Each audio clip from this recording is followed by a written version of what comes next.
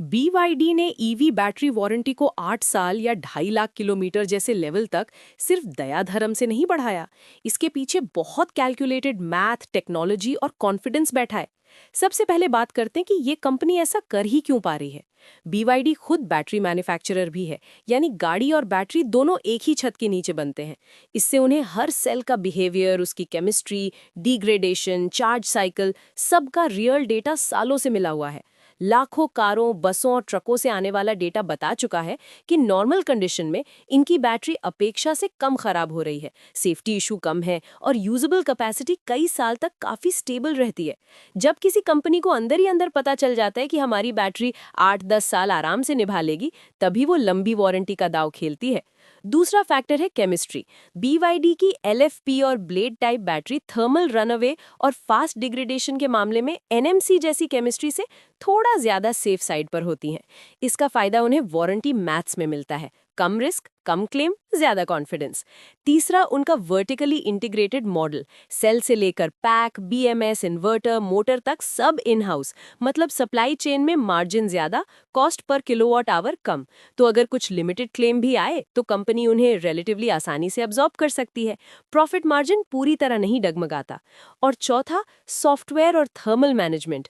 Over the air update, charging curve का tuning, battery को temperature sweet spot में रखने वाला कूलिंग हीटिंग सिस्टम, ये सब बैटरी की एजिंग को स्लो करता है। तो वारंटी देना कम जुआ और ज्यादा कैलकुलेटेड मूव बन जाता है।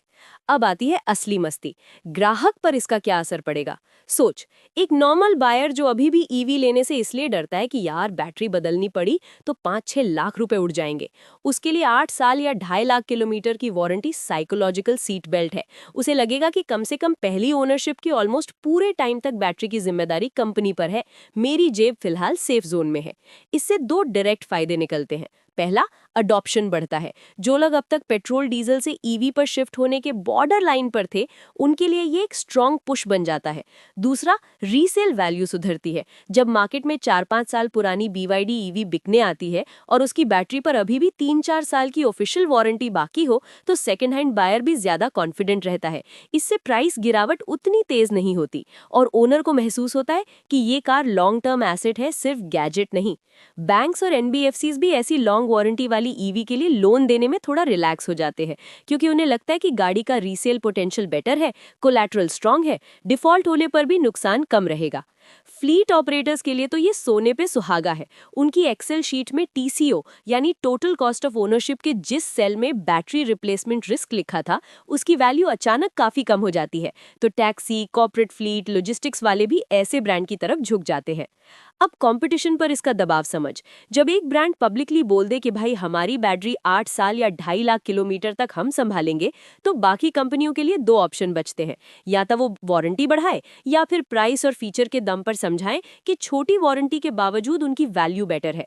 अगर किसी राइवल के पास अभी 6 साल 1.6 लाख किलोमीटर जैसी वारंटी है, तो कंपैरिजन टेबल में BYD क्लियरली ज्यादा भरोसेमंद दिखने लगता है, स्पेशली उन मार्केट्स में जहां लोग लॉन्ग टर्म रखकर कार चलाते हैं। टेस्ला जैसी कंपनियों के लिए चैलेंज ये है कि वो पहले से प्रीमियम पोजीशनिंग पर बैठी हैं। अगर उन्हें वारंटी बढ़ानी पड़ी तो मार्जिन स्लाइटली स्क्वीज होंगे, न बढ़ाई तो सोशल मीडिया पर सीधा नैरेटिव बन जाएगा कि देखो, चीनी बैंड ज्यादा भरोसा दे रहा, अमेरिकन उतना कॉन्फिडेंट नहीं। लेगेसी मैन्युफैक्चरर्स जैसे जर्मन, जापानी के लिए भी ये अनकंफर्टेबल जोन है, क्योंकि उनकी ICE कारों की ब्रांडिंग हमेशा रिलायबिलिटी पर रही है। अब अगर बैटरी वारंटी में BYD जैसे प्लेयर्स उनसे आगे निकल गए तो ब्रांड परसेप्शन का पलड़ा बदल सकता है। साथ ही लंबी वारंटी का मतलब ये भी है कि BYD अपने आप को सिर्फ लो कॉस्ट चाइनीज प्लेयर की जगह सीरियस लॉन्ग टर्म पार्टनर के रूप में पेश कर रहा है। गवर्नमेंट्स और बिग कॉर्पोरेट फ्लीट्स को यही लैंग्वेज सुननी पसंद आती है।